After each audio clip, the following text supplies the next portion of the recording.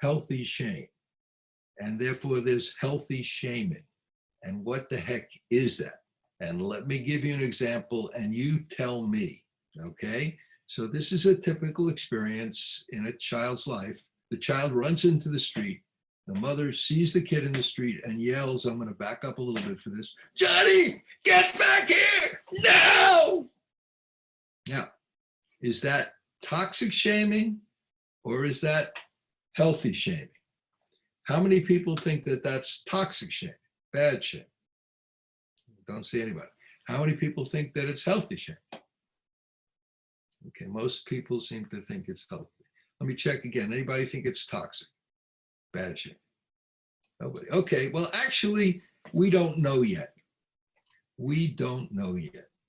Because what's going to determine whether it's toxic shaming or healthy shaming is what happens next. Well, also what's happened before and what happens next. If the kid is constantly being shamed, if this is what the life is about, the kid could even freeze in the street and not get off the street. It could happen. But let's assume that the difference is really how severe it is and how constant it is and what happens next. The kid runs back from the street. The mother says, I'm sorry I yelled at you.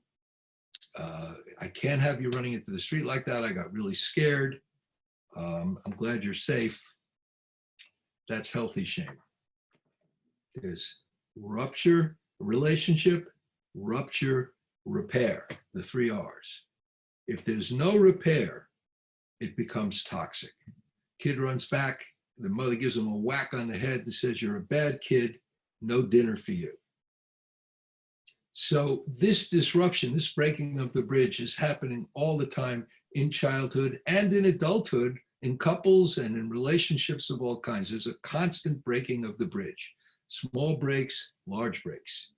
And in parenting, of course, you're running the society through the parents.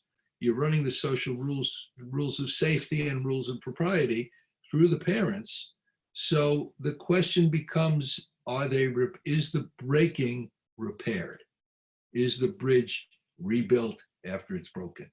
And in fact, the strongest relationships come from the constant breaking. And I tell my couples, clients this, the strongest relationships come from the breaking and repair, breaking and repair.